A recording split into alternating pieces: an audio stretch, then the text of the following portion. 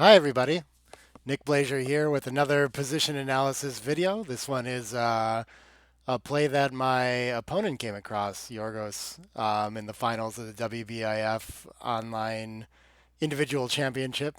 I'm your runner-up and he's your champion. Pretty proud of that, making it through that 512 player field. But yeah, it came up at 7-away, 1-away Crawford, but so I just put it at DMP, effectively DMP, double match point. So we're not worried about gammons if that changes your play at all. Just trying to find the play that wins the most, which actually might lead you to some different ideas here. But I thought it was a really neat one, and the best play kind of jumped out at me over the board, and I was talking about it in my play and explain commentary, so you can go there, confirm. I'm not making this up too, but it's fun. These are some of the hardest plays I think when the dice just don't do anything that you're really hoping to do, and you're behind in the game, and what the heck do you do? Everything just kind of looks like no good. But yeah, what do I have to doing these every Monday and Thursday? Always trying to think of like what announcements I have to share with everybody. You can keep up with me on Facebook. I got a bunch of interviews coming. Probably you've seen Zdeněk Ziska by now. I've got Terje Peterson of Backgammon Studio coming soon, and Reiner Burkle of the Anki method. So those are both really cool things to learn about. And I think I'm working on the finals of the UBC, so get excited for that to come out too. Can't wait to see how that goes down between Mochi and Sander. And it's a while till I have my next tournament that I'll be traveling to. But definitely February in San Antonio, among others. March, I know I'm going to a tournament in London. Working on details of that. April for sure, I'll be doing Ben Friesen's Cherry Blossom tournament. So yeah, lots coming up. I'm really enjoying planning out next year. So if there's a tournament you think I should be at, and if you're a director or someone you want to hook me up with, I'm happy to travel for those.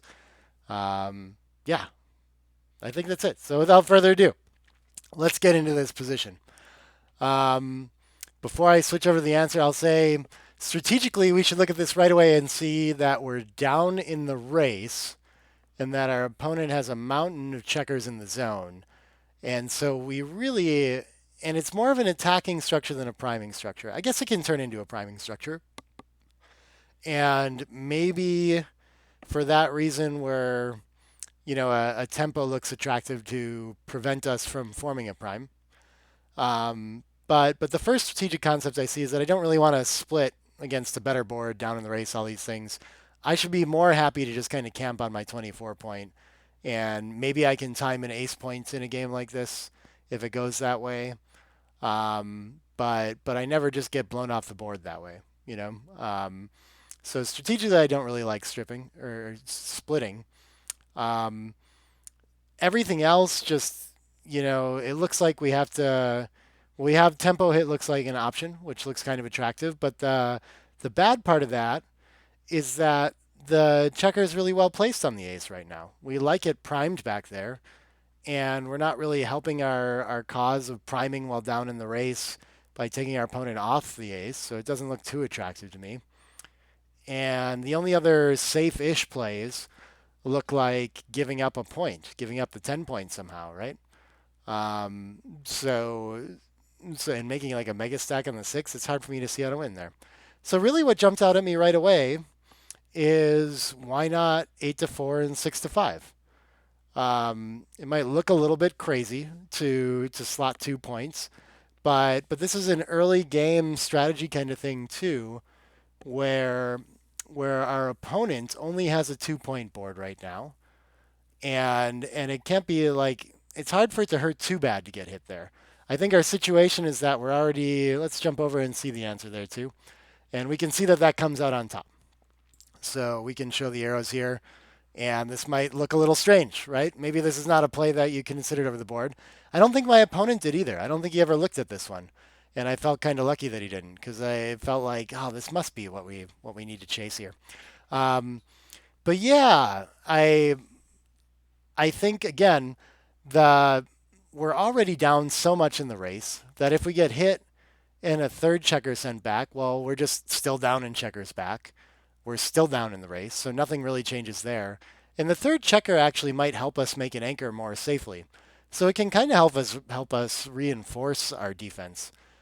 This is a common theme in the opening. When we're down already, we don't really care that much if we get down a little more. Tactically, I think it's less important, but tactically, I can see that since my opponent is going to make a beautiful point so often with so many of his rolls anyway, getting hit isn't going to be that much worse by any means, right? Like, I guess I didn't go through the rolls on this, but like a 3-1 can send two checkers back, but doesn't want to, and it could just make like a 5 prime and maybe be done with this game.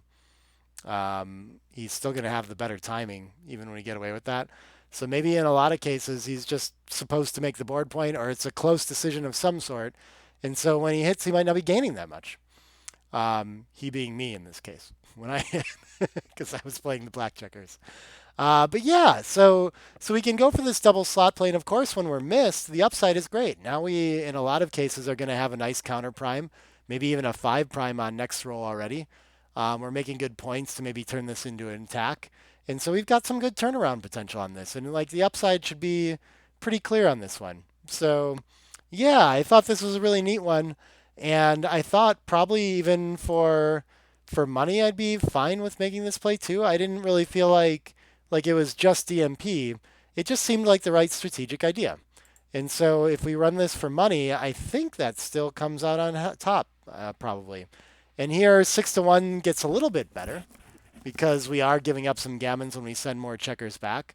But even in normal backgammon, this is a pretty strong play in this sort of scenario. So there might be some like extreme scores where we can't quite do this, but really this is it's so important to notice like things like how much different this game is when our opponent only has a 1 or 2 point board, and how much looser we can play there and kind of go for advantages and try to turn things around, and how much more careful we need to be when it starts to solidify into like a 3 point board or something stronger, when we get into that middle game where the plan is a little more defined. But early, we can't settle for a losing game plan. We've got to go for some changes to the position, like this double slot, and risk having a bunch of checkers back, just to see if we can get a bigger advantage or a stronger defensive hold for the long term. So yeah, I hope talking through this position this way helps you kind of see how you might be able to find this over the board in a real scenario. It's hard to think about a double slot. That is an important thing to say too. Like now that we have this idea that slotting 2 high points can be a thing we do, that doesn't mean that every play we should look for a double slot. It means that this position is really tough and I don't like any of my plays and I'm looking for some option I like, and I can't find any that I like better. And so I can like move on to the double slot here. Also because I look at this and it's like, well, it's not that dangerous and maybe I can get away with it and there's no other good play, right? That's how like process of elimination and seeing that there's not that much risk in this is how I get there. It's not that we should often be thinking about a double slot or anything like this. This is a play that we need in our repertoire. It's a bit of a unique situation. Maybe the only other time I saw it was in that Hideaki and Mochi final in the UBC finals of 2020, was it? I think. Yeah. But it comes up every now and then. And so it's nice to know that it's an option if you really run out of any other ones, right? So, yeah. Good luck in finding plays like these over the board. Please don't send me blunders of misapplying this. Maybe don't try this at home, right?